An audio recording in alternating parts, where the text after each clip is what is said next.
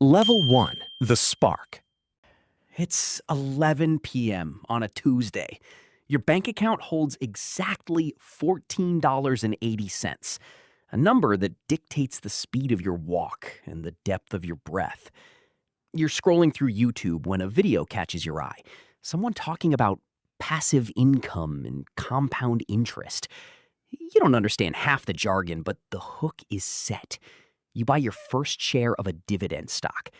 A week later, a notification pings. A dividend of 0.12 cents has been credited to your account. It won't even buy a pack of gum, but your heart races as if you found gold. For the first time, you see money working for you while you sleep.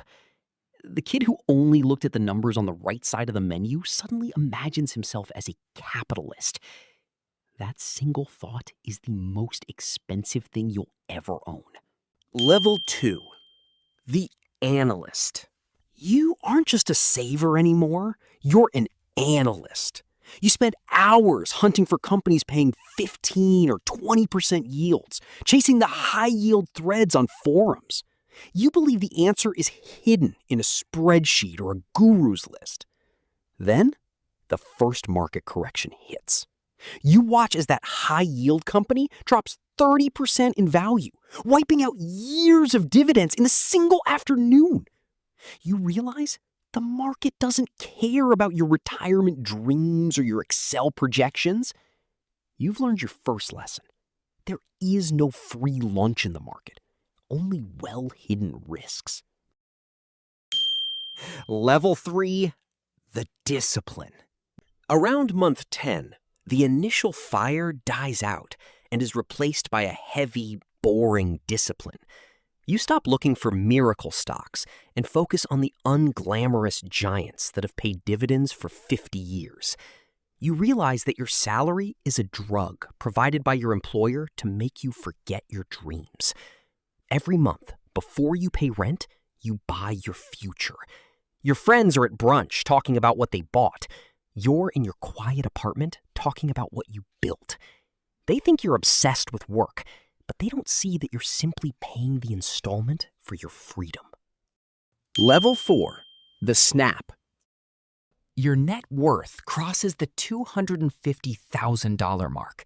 It's a strange, quiet number. Too much to spend, but too little to retire. You wake up on a Saturday and realize your portfolio grew by more in your sleep than you made in a month at your first job. The link between hours worked and dollars earned has finally snapped. You stop telling people about your wins. When you talk about dividend raises, people look at you with a mix of suspicion and envy.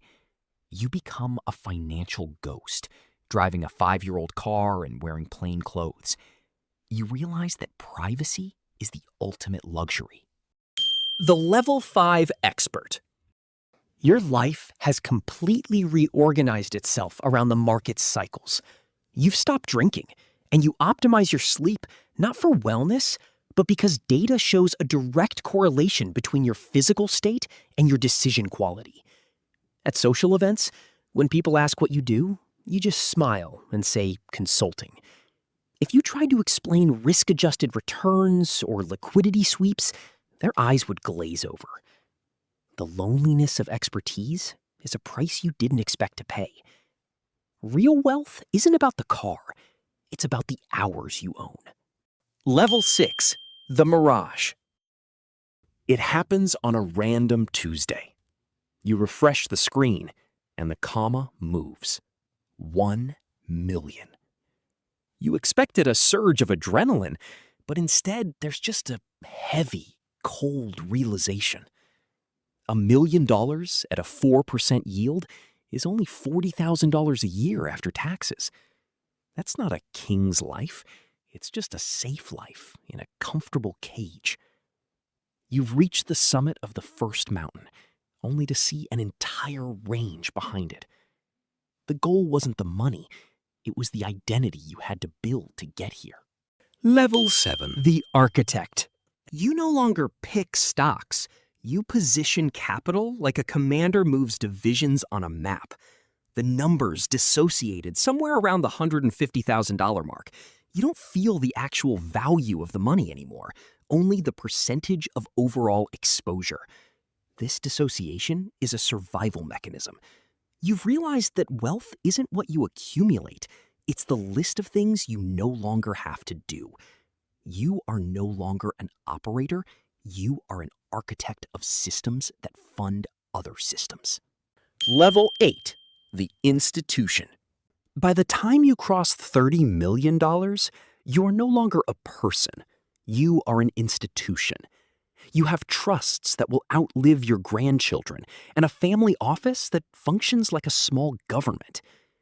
You make decisions that your 23-year-old self would have found morally impossible, reviewing balance sheets while companies restructure and shed hundreds of jobs. You don't feel good or bad about it. The gap between your signature and its consequences has widened into a canyon. Energy is the only currency you have left that doesn't compound. Level 9, the apex. You are 62. Your office is quiet, for silence is where the best thinking happens. Your portfolio is the size of a mid-sized city, and you read the global economy like a sailor reads the horizon. You speak for 3 minutes in a board meeting, and the entire room recalibrates to your position. This is power at its most compressed. In the elevator, you see a 24-year-old with $14.80 in his account, putting back the expensive coffee for the store brand. You know he thinks this is a story about money. You know the machine doesn't care if he's ready. It only cares who shows up every morning without flinching. It always starts at $14.80, and for the ones who don't stop, it never truly ends. If you enjoyed it, don't forget to subscribe. Thanks for watching. See you next one.